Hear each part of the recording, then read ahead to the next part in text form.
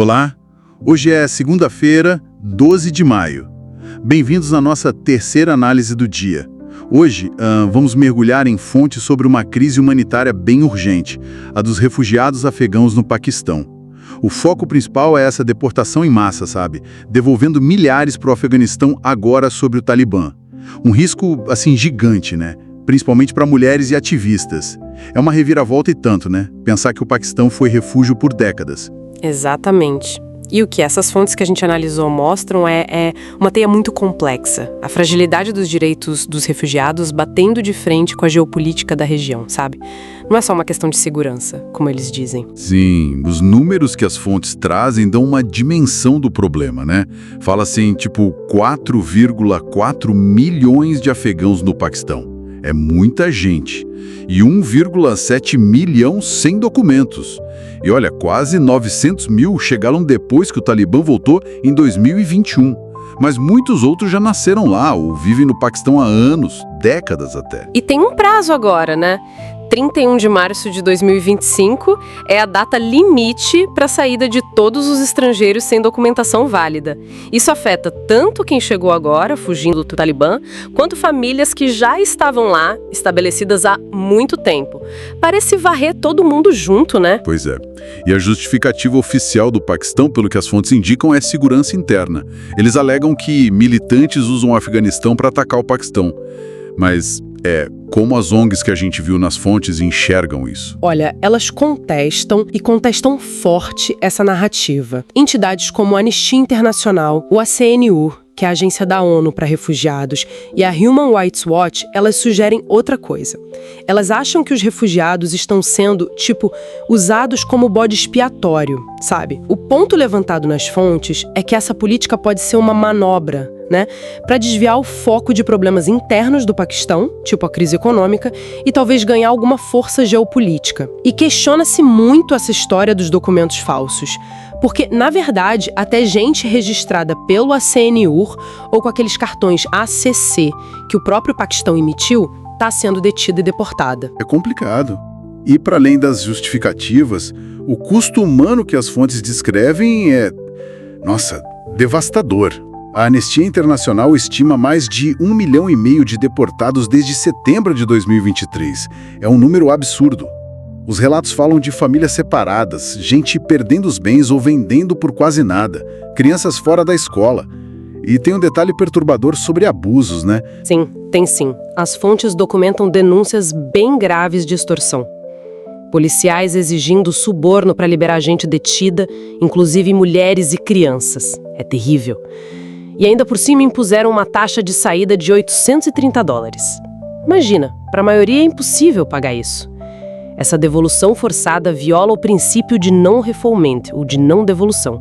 É um pilar do direito internacional, né? Proíbe mandar refugiado de volta para onde a vida ou a liberdade dele está ameaçada. E o Paquistão é signatário disso.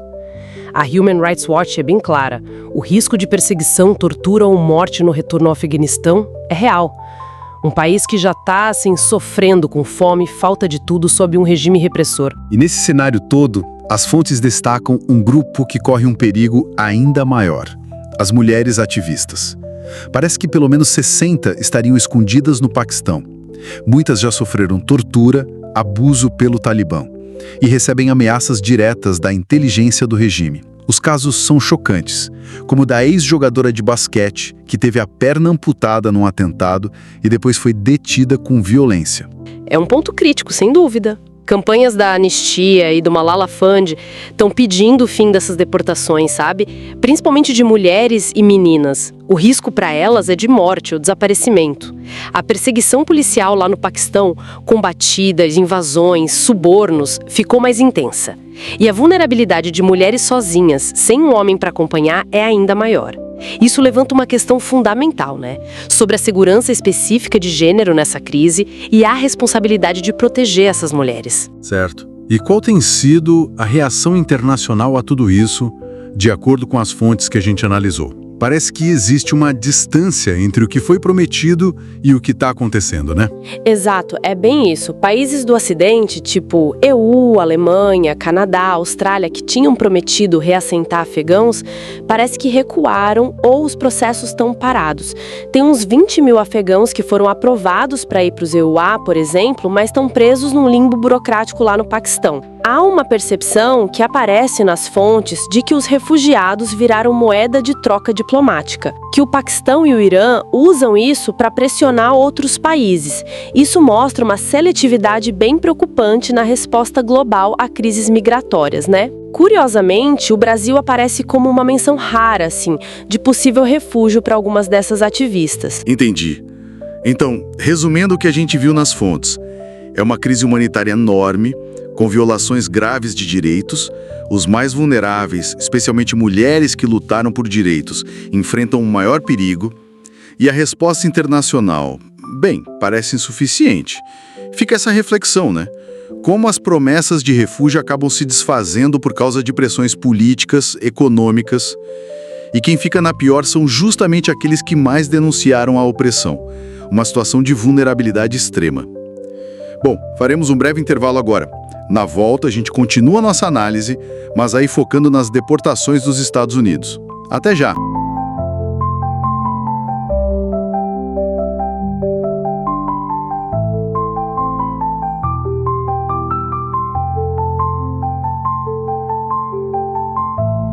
Bem-vindos de volta, pessoal.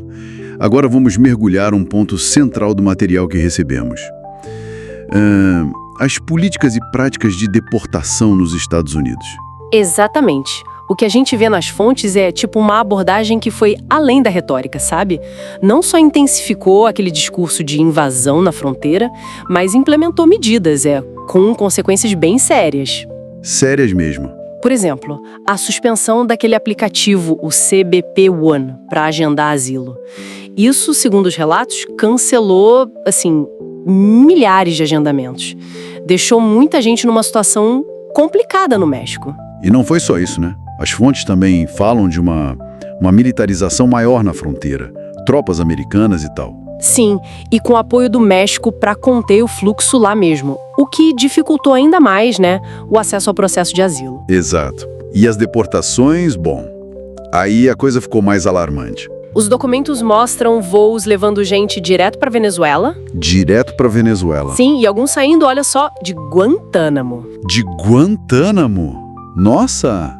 E teve até menção em fontes como Reuters e Guardian de planos que, não foram para frente, de mandar migrantes para Líbia. Uau! Usar Guantánamo ou pensar na Líbia. Isso acende muitos alertas, né? Com certeza. Organizações como a Human Rights Watch, que são citadas, né? Elas alertam justamente para os riscos. Devolver pessoas para lugares assim, instáveis, perigosos. Sem dúvida. É um ponto crítico. E tem outro padrão interessante que as fontes mostram. O uso de ferramentas legais, extremas ou bem controversas. Tipo o que, por exemplo? Tipo resgatar leis super antigas, como a Alien Enemies Act de 1798. 1798. Pra quê? Para deportar supostos membros de gangue, sabe? Mas sem o devido processo legal. A justificativa era tipo uma guerra não convencional. Caramba, uma lei de mais de 200 anos usada dessa forma. Pois é, e isso meio que conecta com outra discussão que apareceu forte nas fontes. A ideia de suspender o habeas corpus. Ah, sim. Aquele direito básico contra a detenção ilegal, né? Exatamente. Assessores como Stephen Miller confirmaram que isso foi considerado, para acelerar deportações. Mas isso precisaria do Congresso, certo? Precisaria, sim. Mas só o fato de mencionarem isso publicamente, como os especialistas apontam, já foi um sinal. Um sinal de endurecimento drástico e um risco, né? Um risco para o Estado de Direito. Entendi. E tem um ponto que, para mim, foi bem revelador nas fontes. Como a política de imigração parece ter sido usada também para controle ideológico. Ah, o caso da estudante turca. Isso, Rümeysa Öztürk, detida depois de protestos pró-Palestina. Os relatos sugerem que centenas de vistos de estudantes, professores, podem ter sido revogados por causa de ativismo. Isso é fascinante. Ver como uma lei de imigração pode potencialmente ser usada para reprimir a liberdade de expressão, que é garantida pela primeira emenda, né? Mesmo para quem está legalmente no país. E nesse caso específico, a justiça interveio, né? Interveio. Reconheceu a violação constitucional e mandou soltar a estudante. Mas mostra a atenção, né? Com certeza. E junto com essas medidas mais, digamos, duras, as fontes também falam de outras iniciativas, o tal Project Homecoming. Sim, que oferecia dinheiro e passagem para a pessoa voluntariamente se autodeportar. E, ao mesmo tempo, anunciaram a contratação de milhares de novos agentes do ICE, a Polícia de Imigração. Uma combinação, né? De um lado, uma oferta voluntária, do outro, reforço na fiscalização, na capacidade de deportar à força. Mas aí tem um paradoxo interessante nos dados que as fontes trazem. Qual? O número real de deportações no início do governo Trump foi menor que a média no finalzinho do governo Biden. Sério? Menor? Sim, o que sugere que talvez a retórica, a intimidação tiveram um peso enorme. Talvez até maior que a capacidade real de deportar em massa naquele momento. Inclusive, as fontes mencionam que até empresários estavam céticos sobre a viabilidade econômica disso, de deportar tanta gente. Faz sentido. E aquela tentativa de acabar com a cidadania por nascimento, pela 14ª emenda, isso avançou? Não, isso foi barrado. Os tribunais federais bloquearam.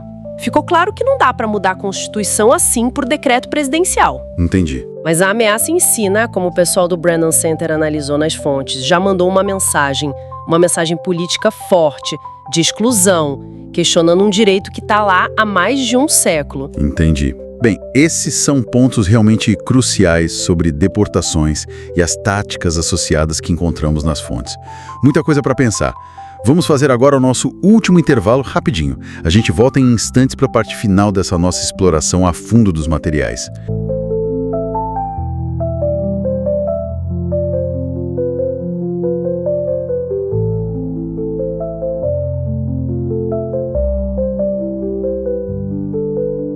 Estamos de volta para o nosso último bloco de hoje. Agora a gente vai focar um pouco mais em como essa repressão política que a gente vem discutindo tem se voltado para ativistas e estudantes. E, especialmente, essa questão da vigilância dentro das universidades, né? As fontes que a gente analisou trazem bastante coisa sobre isso. Exato. A gente viu, por exemplo, nos Estados Unidos, como o controle migratório parece estar sendo usado assim como uma ferramenta mesmo para tentar silenciar algumas vozes, né? E não só de imigrantes, mas até de estudantes estrangeiros que estão lá legalmente. Pois é, isso é um ponto bem sensível que as fontes destacam. E um dado que me chamou muito a atenção, sabe? Foi essa menção a mais de 300 estudantes internacionais. Eles tiveram vistos cancelados ou foram detidos mesmo por participarem de protestos pró-Palestina, principalmente depois que começou a guerra em Gaza. Isso, assim, parece indicar uma pressão bem direcionada, né? Sim, muito direcionada. E os relatos trazem casos bem emblemáticos, né? Como o de Mahmoud Khalil, que era residente permanente legal, estudava na Colômbia, e a Rumaisa Öztürk, doutoranda na Tufts. Os dois, segundo as fontes, foram detidos por agentes apaisanas sem mandado claro, em operações que, assim, a descrição lembra táticas de regimes mais autoritários, né? Mostra como a permanência legal ficou meio frágil para quem decide se manifestar. Nossa, que coisa. E tem uma discussão jurídica aí, né? Pelo que as fontes apontam. A justificativa oficial, parece, é que estrangeiros não teriam todos os direitos constitucionais, tipo a primeira emenda. Isso. Mas aí os juristas que as fontes citam argumentam que a Constituição fala em pessoas, né? Não só cidadãos. Uma palavra mais ampla. Exatamente. Então fica a dúvida, segundo essas análises, se não é uma interpretação meio política, sabe? Para justificar a repressão. Até porque tem muito cidadão americano, inclusive estudantes judeus, participando desses protestos também. Não são só estrangeiros. Perfeito. É exatamente esse o ponto que torna a situação mais complexa. E, para complicar ainda mais, tem a atuação de organizações que as fontes mencionam, como a Canary Mission e a Betar US. Ah, sim. O que elas fazem exatamente? Olha, segundo as fontes, esses grupos monitoram, ficam de olho nas redes sociais de estudantes que se posicionam a favor da Palestina, eles compilam informações e, fontes, segundo consta, repassam isso para as autoridades de imigração. Nossa! Repassam para imigração. É o que as fontes indicam. Descrevem isso como uma estrutura quase de delação ideológica, sabe? Onde parece haver uma colaboração que é bem preocupante entre alguns grupos da sociedade civil e o aparato do Estado para incentivar a deportação baseada na opinião política da pessoa. Chegam a se vangloriar disso publicamente, o que é bem revelador.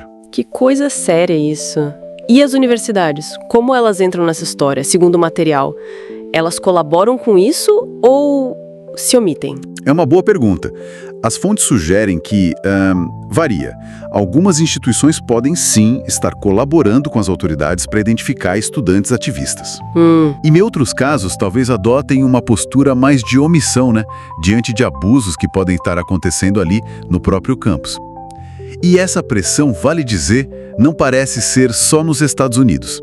As fontes mencionam a Alemanha também, por exemplo. Ah, é? Na Alemanha também? Sim, com estudantes estrangeiros pró-Palestina enfrentando ameaças parecidas de deportação e tal. Entendi. Quer dizer, não é um fenômeno isolado. Não mesmo. E além dessa perseguição mais, digamos, direta, as fontes também falam de uma censura acadêmica que parece estar crescendo. Censura acadêmica? Como assim? Relatos de professores, alunos sendo investigados, sabe? Suspensos, até demitidos por expressarem opiniões críticas à guerra em Gaza. E um ponto que aparece bastante é como discursos chamados de anti-sionistas são muitas vezes equiparados a antissemitismo. Sem um critério muito claro, né? Exato. Sem critérios claros, o que, segundo as análises, acaba criando um clima de autocensura, de medo mesmo, de retaliação dentro das universidades. Complicado. As fontes até mencionam a tentativa de criminalizar slogans, né? Tipo aquele From the River to the Sea, Palestine will be free. Sim, exatamente. Argumentam que isso é uma forma de manipular o sentido para transformar uma crítica política numa suposta ameaça terrorista, né? Para aumentar o medo ali no campus. Precisamente. Intensifica a intimidação. Bom, chegamos ao fim dessa nossa exploração de hoje. Foi bem denso, né? Esperamos que essa conversa sobre o que as fontes trouxeram tenha ajudado a clarear um pouco, trazer novos ângulos para esse tema tão complexo e, infelizmente, tão atual. Sem dúvida. E fica, talvez, a reflexão que as próprias fontes sugerem, né? Até que ponto essas preocupações, seja com segurança, seja com política externa, podem acabar justificando medidas que, na prática, restringem direitos fundamentais e restringem o debate livre em lugares que deveriam ser, assim, o centro do pensamento crítico, como as universidades. Ótima pergunta para a gente continuar pensando. Um abraço carinhoso e até a próxima. E não se esqueça, o podcast está no ar de segunda a sexta, às 7 da manhã, meio-dia e 5 da tarde. E também aos sábados, ao meio-dia. Continue com a gente.